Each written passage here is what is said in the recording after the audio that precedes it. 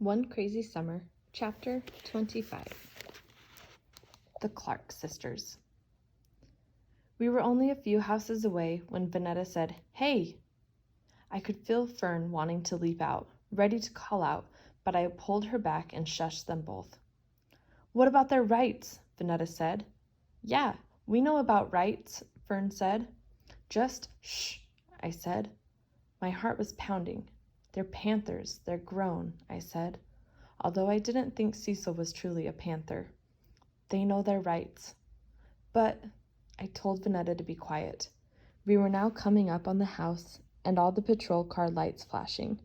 Cecil was almost as tall as the policeman who walked her to the flashing patrol car.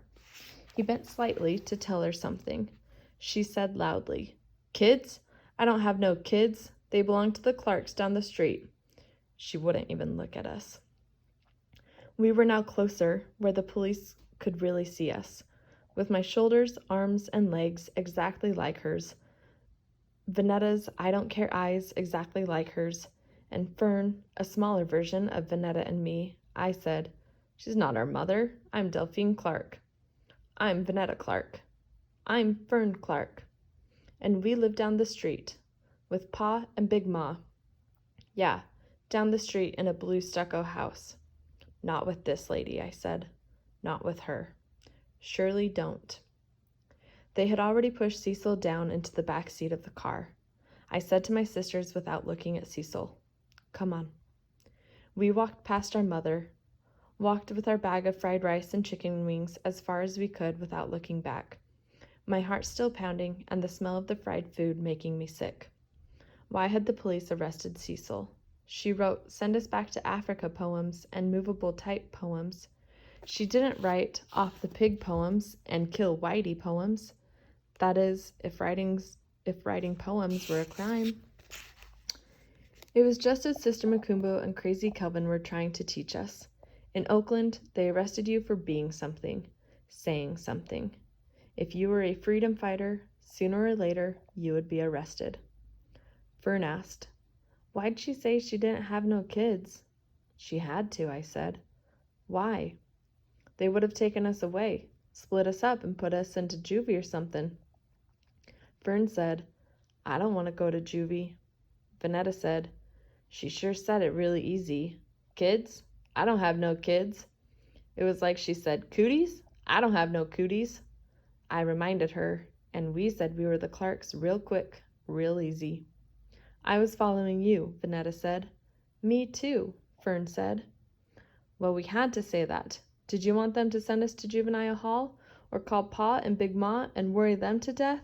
We'd have to wait in juvie hall until Pa or Big Ma came from New York to get us.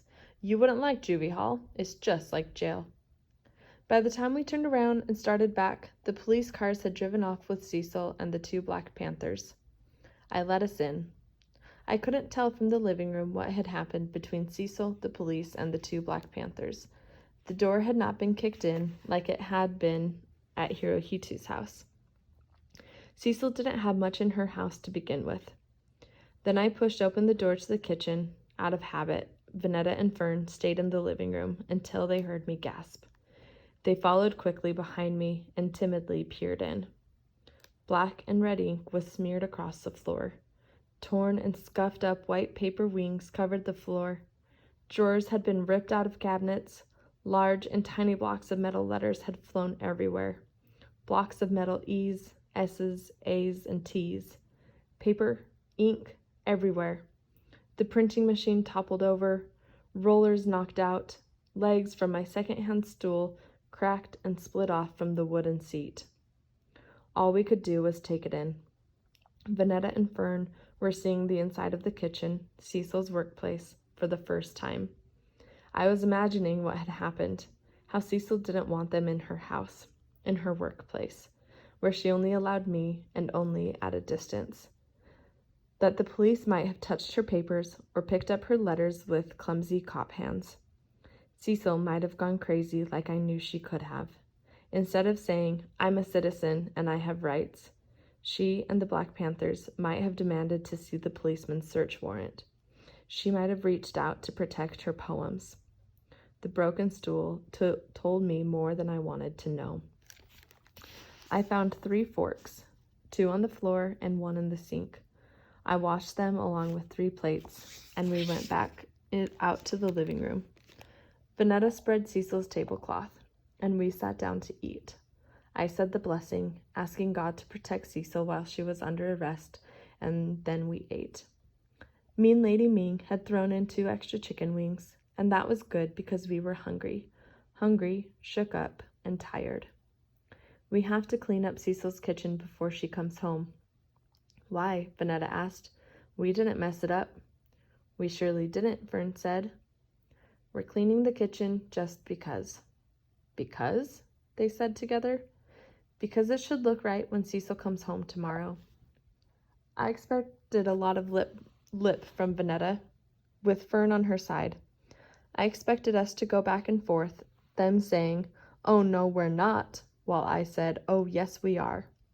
Instead, Vanetta asked, "What if she doesn't come home tomorrow? What if they keep her locked up like Brother Woods?" Yeah, Fern said. They could keep her and never let her go. They were right. The police could keep Cecil for days, even longer. My sisters waited for my answer, but for the first time I had no straw to spin. I could only clear away the food, plates, and forks.